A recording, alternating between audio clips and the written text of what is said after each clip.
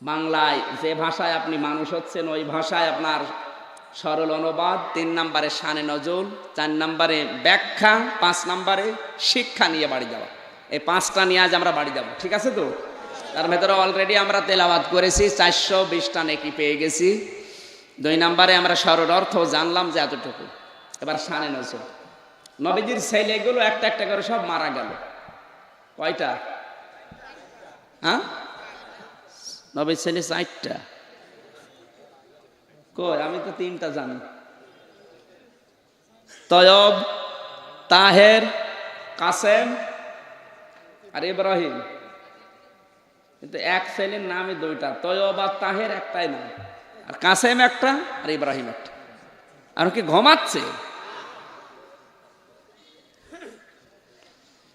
নবীজির এই শেষ সন্তান যেটা যখন মারা যায় ইব্রাহিম, তখন তিনি তার লাশ যখন পানি দিয়ে ধোয়াচ্ছিলেন তখন কাঁদছিলেন, কারণ তিনিও তো মানুষ। তিনি কি? অনেকে নবীকে ফেরেশতার উপরে তুলে ফেলে, নবী নূরের তৈরি। নবী যদি নূরের তৈরি হবে তাহলে তো ওনার তো কাঁদার কথা না, কারণ ফেরেশতারা দুঃখ বেদনা পায় না, পায়? নবী আমাদের মতো মানুষ ছিলেন, এই জন্য তিনি দুঃখ বেদনায় ভারাক্রান্ত হৃদয়ে কাঁদছিলেন। ছেলে মারা গেছে, আপনিও কাঁদেন না? কাঁদেন না? এতটুকু কমন সেন্স আসে না আপনার? আমি ব্যাখ্যায় আর গেলাম না, নবী নূরের তৈরি না মাটির তৈরি, ওটার ব্যাখ্যা আলাদা জিনিস আছে, দরকার নেই, পরে বলবো। এখন এতটুকু জানলাম যে নবীজি দুঃখ পেলে কাঁদতেন, আনন্দ পেলে হাসতেন। নাকি বানিয়ে বললাম? তিনি লাশ ধোয়ানোর সময় কাঁদছিলেন। এদিকে সব চাইতে আপন যিনি, নবীজির চাচা আবু লাহাব, এটা আপন চাচা। আর পাশে যেটা ছিল বাড়ির পাশে, ওইটা চাচা তো চাচা আবু সেহেল, আপন চাচা না।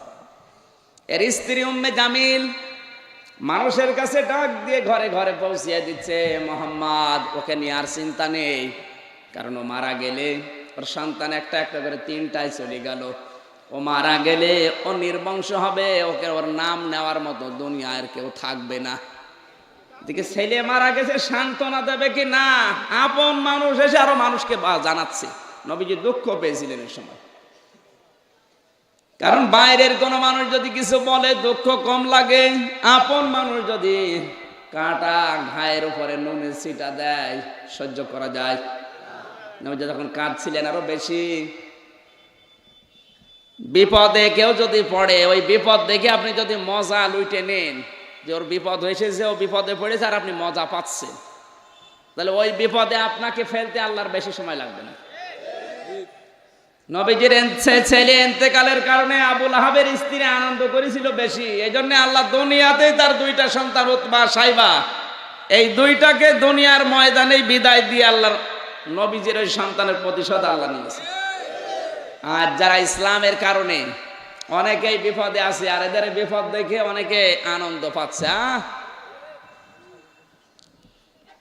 আপনি আনন্দে আছেন, আপনাকে বিপদে ফেলতে আল্লাহর বেশি সময় লাগবে না, শেষে আপনারা দেখে 10টা মানুষ হাসবে। আমি কি বোঝাতে চাইলাম হয়তো আপনি বুঝেছেন না, না বোঝার ভান করে আছেন। অনেকে আবার না বোঝার ভান করে থাকে।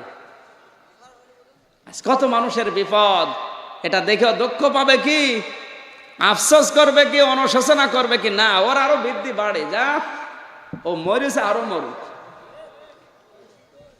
এরকম আনন্দ যারা পাচ্ছেন, সূরা কাউসারের শিক্ষা, আপনাকে ওই বিপদের চাইতে কঠিন বিপদে আল্লাহ ফেলবে, আল্লাহর বেশি সময় লাগবে না। কথা বলেন, আপনি আনন্দ পান। আমার ভাইরা, এই ভারাক্রান্ত মন নিয়ে নবীজি যখন বসে আছেন, কেউ কেউ লিখেছেন বিশ্ব নবীকে ওই সময় আল্লাহ সূরা কাউসারটা দিয়ে ধন্য করেন। হে নবী, আপনি কাঁদবেন না, ইন্না আতাইনাকাল কাউসার, অবশ্যই আপনাকে আমি কাউসার দান করে দিয়েছি। এই গেল একটা। 2 নম্বরে, যেহেতু এটা মক্কার কাহিনী, আবু লাহাব কোন জায়গার মানুষ? মক্কার। কথা বলেন। তার স্ত্রী যখন এভাবে নবীজির বিরুদ্ধে কথাগুলো বলছিল, বিশ্ব নবী মুহাম্মদুর রাসূলুল্লাহ দুঃখ পেয়েছিলেন, কাঁদছিলেন। আয়াত নাজিল হয়েছে, বোঝা যাচ্ছে সূরা কাউসার মক্কায় অবতীর্ণ নাকি? 2 নম্বরে হযরতে আনাস রাদিয়াল্লাহু তাআলা আনহু বলেন, আমি নবীজির পাশে বসে আছি, নবী দ্বন্দ্রাস্থান ছিলেন। হঠাৎ করে দেখি ঘুমের ভেতরে নবীজি হাসতেছেন। কাবা শরীফের না, মদিনা শরীফে নবীজি মসজিদে নববীতে হেলান দিয়ে বসে আছেন, যেখানে তিনি বাবে জিবরাইল নামে যে গেটটা, যে গেট দিয়ে জিবরাইল আলাইহিস সালাম আসতো, ওখানে তিনি হেলান দিয়ে বসে আছেন। হঠাৎ করে দেখে বিশ্বনবী ঘুমের তন্দ্রাচ্ছন্ন অবস্থায় ঘুম ভেঙে তিনি হাসতেছেন। হযরতে আনাস যেহেতু বর্ণনা করেন যে এই সময় জিজ্ঞাসা করলাম, হে নবী আপনি হাসেন কেন? নবীজি বলেন, এমন একটা সূরা আল্লাহ আমাকে দিয়েছে, আমি না হেসে পারলাম না। সুবহানাল্লাহ বলতে পারেন? এখন হযরত আনাস তিনি মদিনার মানুষ। কোন জায়গার? নবীজি মদিনাতে যাবার পর হযরতে আনাসের মা উম্মে সুলাইম রাদিয়াল্লাহু তাআলা আনহা গরিব মানুষ, চিন্তা করলেন নবীজি এসেছে, সবাই যে যা পারে নবীকে হাদিয়া দিচ্ছে। এই যে হাদিয়া দেওয়া, এটা কিন্তু সুন্নাত। এটা কি? এই হাদিয়া এখন তো বন্ধ হয়ে গেছে। এখন পীর সাহেবরা শুধু চায় যে মুরিদরা আমাদের হাদিয়া দেবে। আজ পর্যন্ত আমি এমন শুনিনি কোন পীর তার মুরিদকে হাদিয়া দিয়েছে। এটা হয় কিন্তু খুব কম। আলেমরা আজ শুধু হাদিয়া নেওয়ার আশায় থাকে, কিন্তু হাদিয়া দেওয়া লাগবে এরকম আলেম খুব কম আছে। এক কথা বলছেন এখানে। অথচ এটা সুন্নাত। নবীজির সাহাবীরা নিজেরা গরু জবাই করে, মোষ জবাই করে, ছাগল জবাই করে মাথাটা নবীর বাড়ি দিয়ে আসছে। এটাও সুন্নাত। এই হাদিয়া দেওয়া নেওয়া সুন্নাত, এটা কিন্তু এখন শুধু নেওয়া সুন্নাত, দেওয়া হারাম। এই সুন্নাতটা জারি করা লাগবে, সে যাই হোক। অন্তত একটা কলম আপনি দিতে পারেন, ওটাও একটা হাদিয়া। তাহলে একটা সুন্নাত আপনার আদায় হবে। আর একটা এই যে এই সুন্নাতটা কিন্তু আস্তে আস্তে মারা যাচ্ছে, মানে নেওয়াটা আছে, দেওয়াটা নেই। এক কথা বলছেন এখানে। এই দেওয়া সুন্নাত এটা আছে, এটা মারা যাচ্ছে। এই সুন্নাতটা জিন্দা করবেন। দরকার আপনার বউকে একটা কিছু কিনে হাদিয়া দিন, ওইটাও সুন্নাত। হযরত উম্মে সুলাইম চিন্তা করলেন, সবাই তো সব জিনিস টাকা পয়সা দিয়ে বিভিন্ন জিনিস দিচ্ছে, খেজুর দেয়, কেউ কেউ কেউ বিভিন্ন জিনিসপত্র কিনে দেয়, কিন্তু আমি গরিব মানুষ, কিচ্ছু দিতে পারলাম না। হযরতে আনাসের বয়স ছিল ওই সময় একেবারে হালকা। নিয়ে গেলেন, 7 বছর মাত্র বয়স। হযরতে আনাসকে নবীজির কাছে নিয়ে গেলেন, হে রাসূল আমার তো কিচ্ছু নেই দেওয়ার মতো, আমার এই সন্তানটা আমি হাদিয়া দিলাম, আপনি আমার এই হাদিয়াটা গ্রহণ করেন। হযরতে আনাসকে নবীজি হাদিয়া হিসাবে নিয়ে 10 বছর নবী খাদেম হিসাবে ব্যবহার করেছিলেন। সুবহানাল্লাহ বলতে পারেন? হযরতে আনাস ছিলেন নবীজির খাদেম কয় বছর? এটা হাদিয়া। এটা কি? উম্মে সুলাইম রাদিয়াল্লাহু তাআলা আনহা হযরতে আনাসকে হাদিয়া দিয়েছিলেন। তিনি বলেন, আমি 10 বছর নবীজির খেদমতে আছি, কোনো দিন নবী আমাকে বলেন না, এই এটা করলে কেন, এটা করো নাই কেন, এটা এত বেশি করো কেন। 10টা বছরের ভেতরে নবীজি আমাকে কোনোদিন ধমক দিয়ে কথা বলেন নাই। জোরে বলেন আল্লাহু আকবার। এখান থেকে যে শিক্ষাটা পাওয়া যায়, যারা দায়িত্বে থাকবে দুনিয়াতে, যে যত বড় দায়িত্বে থাকবে তার অধীনস্থ মানুষদের সাথে এরকম ব্যবহার করা লাগবে। অন্তত 10 বছর যদি আমার কাছে থাকে, আমার আচরণে যাতে এরকম না বলেন, না আমি আনাসের মতো ব্যবহার পাইনি, এরকম যেন বলতে না পারে। তিনিও তো মানুষ ছিলেন, 10 বছরে নবীজি তাকে ধমক দিয়ে কথা বলেন নাই, অথচ মাত্র 7 বছর বয়সে গেছে নবীর বাড়িতে। অতটুকু মানুষকে তো কথা বললে উল্টা কাজ করার কথা। হযরতে আনাস বলেন, একদিন নবীজি আমাকে বললেন, এই কাজটা একটু করো দেখি। আমি গেলাম, বাইরে যেয়ে দেখি মার্বেল খেলা হচ্ছে, পাথর দিয়ে মার্বেল বানানো খেলা করছে ছেলেরা। আমি খেলায় লেগে গেলাম। খেলা শেষ করতে আমার দেরি হয়ে গেছে। নবীজি অনেকক্ষণ পর্যন্ত অপেক্ষা করে দেখে আমি আসি না। নবীজি নিজে যে ওই কাজ করে এসে দেখে আমি খেলায় লিপ্ত। নবীজি আমার মাথায় হাত দিয়ে, আমি ঘুরে তাকিয়ে দেখি যে বিশ্বনবী। নবীজি আমাকে বকাঝকা করলেন না, মারধর করলেন না, গালিগালাজ করলেন না, ডাক দিয়ে বলে, আনাস তোমাকে যে কাজে পাঠিয়েছিলাম, দেরি দেখে আমি নিজেই ওই কাজ সমাধান করে চলে এসেছি। আজ দেশের যারা দায়িত্বশীল আছে, যারা শিক্ষক, যারা বাবা, যারা বড় ভাই, যারা অধীনস্থ মানুষদের সাথে যদি এইরকম আচরণ একটু করতে পারতো, আমার মনে হয় দেশ জান্নাত হয়ে যেত। আপনার দোকানে যে কর্মচারীটা আছে ওকে মানুষই আপনি মনে করেন না, গরিবের ছেলে বলে। আপনি একটা জায়গার দায়িত্বে আছেন, নিজের অধীনস্থ মানুষ যারা আছে ওদেরকে আপনি গোলামের মতো ব্যবহার করেন। আপনাকে ওই জায়গায় নামিয়ে ওই লোকটাকে আল্লাহ পাওয়ারে দিতে বেশি সময় আল্লাহ লাগার কথা না। কথা বলেন না কেন? আপনাকে আল্লাহ পাগল বানিয়ে পায়খানা খাওয়াবে, আর ওই লোকটাকেই দেখবেন আপনার বস বানিয়ে দিয়েছে। হযরত আনাস এই জন্য বলেন, আমি 10 বছর নবীর বাড়িতে ছিলাম, কোনোদিন নবী আমাকে ধমক দিয়ে কথা বলেন না, হাদিয়া দিচ্ছিলেন। হযরত আনাস বলেন, আমি বর্ণনা করলাম এই জন্যে কারণ দেখলাম নবীজি হাসতেছেন। বিশ্ব নবী বলেন, আমার উপরে এই মাত্র একটা সূরা নাযিল হয়েছে, যেটা না শুনে আমি না হেসে পারলাম না। এর নাম হচ্ছে সূরা কাউসার। এখান থেকে বোঝা যায় সূরা কাউসার মদিনায় অবতীর্ণ। তাহলে একটা সূরা 2 জায়গায় অবতীর্ণ হয়েছে আমরা জানতে পারলাম নাকি? কথা বোঝা যাচ্ছে? আমার ভাইরা এবার আসেন সূরার দিকে, তাফসীরের দিকে যাচ্ছে।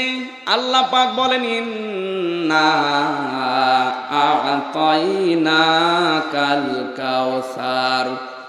ইন্না এখানে যে নুনের উপর তাসদিদ আছে, এটার দ্বারা গণনা ওয়াজিব হয়ে যায়। 2টা অক্ষরে যদি তাসদিদ থাকে তাহলে কোরআন পড়তে গেলে আপনাকে গণনা করা ওয়াজিব, না করলে গুনাহ হয়ে যাবে। বাংলা, ইংরেজি, অঙ্ক, ভূগোল, ইতিহাস এগুলো যাতে আপনি নাও পড়েন, আপনার কবিরা গুনাহ হবে, সগীরা কিছুই হবে না। এগুলো জানা ফরজ না, নফল না, সুন্নত না, মুস্তাহাব না, নফল না, মুবাহ। শিখলে অসুবিধা নেই, না শিখলেও কোনো গুনাহ নেই।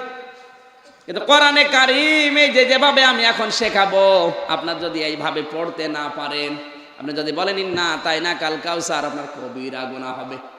কারণ এমনও কোরআনের পাঠক আছে, কোরআন নিজে তাদের উপরে লানত করে। এগুলো করে বেশিরভাগ অধিকাংশ গ্রাম্য মেয়েদের। মানুষ মারা গেলে 4-5 জন এক জায়গায় গই হলে পড়ছে, 1 আলিফের টান দেওয়ার জায়গায় দিয়েছে 8 আলিফ। এই ইন্না যদি ওরা টান দেয়, এখানে তো 3 আলিফ টান আছে, ওরা মনে হয় 10 আলিফ দেবে। এই কথা বলছেন না? এখন থেকে কোরআন পড়তে গেলে আমি একবার পড়বো আর আপনি পড়ে নেবেন, শুদ্ধ হয়ে যাবে, বিষয়টা এমন না। আপনাকে প্র্যাকটিস করা লাগবে, বারবার রিভাইজ দেবেন। প্র্যাকটিস করতে করতে অন্তত 10টা সূরা যদি শুদ্ধ হয়ে যায়, দেখবেন নামাজের ভেতর আপনার মন চলে এসেছে। আপনার এগুলো তো খেয়াল নেই। দুনিয়ার দিকে মানুষ যখন ঝুঁকে যায়, আর দুনিয়া জিফাতু ওয়া তালিবুহা কিলাব। নবীজি বলেন, দুনিয়া হচ্ছে মৃতদেহ, আর এই মৃতদেহ খোঁজ করে বেড়ায় কুকুরে। এক কথা বলেন না কেন? ওগুলো পাওয়ার জন্য আপনি এত ব্যস্ত, অথচ আজ পর্যন্ত 50 বছর বয়স সূরা কাউসারও শুদ্ধ করে পড়তে পারেন না। দুনিয়ার বিষয় হলে তো আপনি সব ঠিকঠাক বোঝেন। এখানে যারা এসেছেন, যেহেতু তাফসীর মাহফিল, এটা আপনাকে কিছু নেওয়া লাগবে। নুন এবং মিমে যদি তাসদিদ হয়, গণনা করাই লাগবে, নাকের ভেতরে বাঁশির মতো। ইন্না, কথা বোঝা যাচ্ছে? এখানে টান হবে 3 আলিফ। কয় আলিফ বলেন না কেন? 3 আলিফ টান হয়, 4 আলিফ টান হয়। কখন আপনি জানেন?